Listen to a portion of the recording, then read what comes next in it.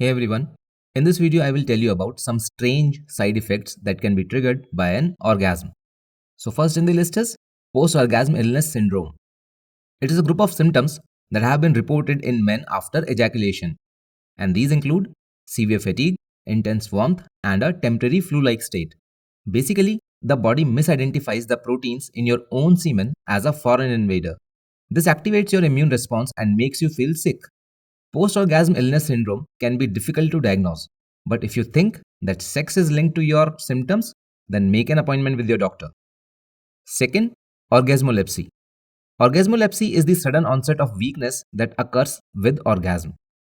It was first reported back in 1928, and usually it occurs in connection with narcolepsy or other sleep disorders.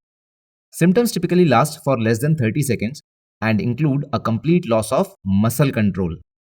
Next is sneezing. Several cases linking sneezing to sex have been reported since the 1900s. In fact, one study from 1972 detailed a 69-year-old man who developed severe sneezing and runny nose after orgasm.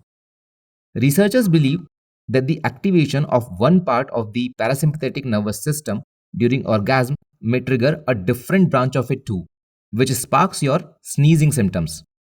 Next is pain with orgasm. Pain with orgasm can occur in women even if pain isn't felt at the time of intercourse. Men with chronic prostate disease have also been known to experience pain with orgasm. Next is headache. Headaches caused by orgasm belong to the type 2 category of headache. These headaches are bilateral, explosive, and are triggered by some kind of excitement.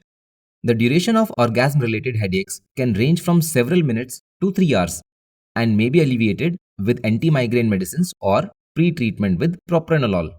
But do consult your doctor before taking any medicine. Now I will tell you about the risks associated with orgasm in older age.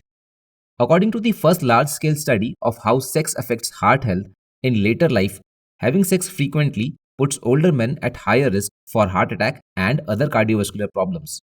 For older women, however, good sex may actually lower the risk of hypertension.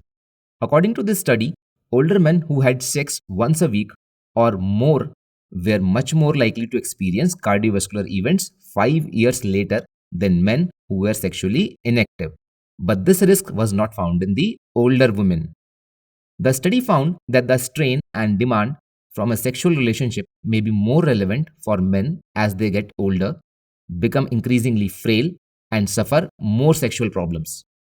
Because older men have more difficulties reaching orgasm for medical or emotional reasons than do the young, they may exert themselves to a greater degree and create more stress on their cardiovascular system in order to achieve climax.